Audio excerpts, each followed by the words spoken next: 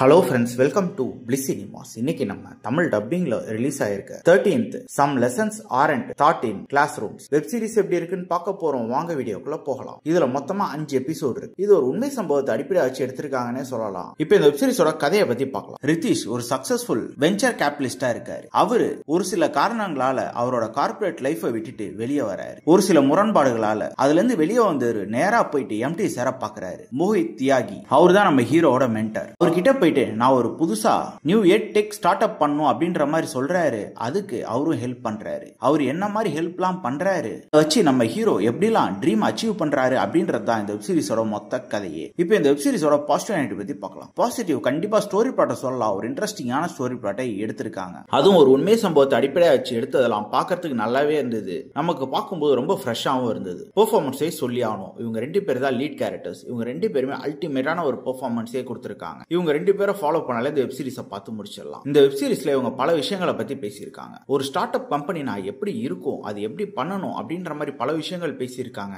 ஒரு corporate life எப்படி இருக்கு அப்படின்ற மாதிரி பல விஷயங்கள் பேசியிருக்காங்க. இதெல்லாம் கண்டிப்பா நமக்கு பயங்கர யூஸ்ஃபுல்லா இருந்ததுன்னு சொல்லலாம். டெக்னிக்கலையும் வெப் சீரிஸ் சவுண்டாவே இருந்தது. சினிமோகிராஃபி, சவுண்ட் எஃபெக்ட்ஸ், பிஜிஎம் எல்லாமே நல்லாவே பண்ணி கொடுத்திருந்தாங்க. எடிட்டிங் பாத்தீங்கன்னா நான் லீனியரா தான் கட் பண்ணியிருந்தாங்க. பாஸ்ட் பிரசன்ட் ரெண்டுமே ரொம்ப சுவாரஸ்யமாக கொடுத்திருக்காங்கன்னு சொல்லலாம். ஸ்கிரீன் பிளேஸ் பாத்தீங்கன்னா ஒரு இன்ட்ரெஸ்டிங்கான ஸ்கிரீன் பிளே தான் எழுதி எடுத்திருக்காங்க. ஒவ்வொரு வெப் சீரிஸ்லயும் ஒரு ஹை பாயிண்ட் வச்சு நல்லாவே முடிச்சிருக்காங்கன்னு சொல்லலாம். கண்டிப்பா இந்த வெப் சீரிஸ் எல்லாருமே ஒன்ஸ் பார்க்க வேண்டிய ஒரு வெப் சீரிஸா தான் இருக்கு. ட்ரை பண்ணி பாருங்க. கண்டிப்பா இது ஒரு மோட்டிவேஷனலான வெப் சீரிஸ் தான். ட்ரை பண்ணி பாருங்க. இந்த வெப் சீரிஸ்க்கு நம்மளோட ரேட்டிங் கேட்டீங்கன்னா 10க்கு 7 மார்க் கொடுக்கலாம். இன்னொரு வீடியோல சந்திக்கலாம். தேங்க்யூ.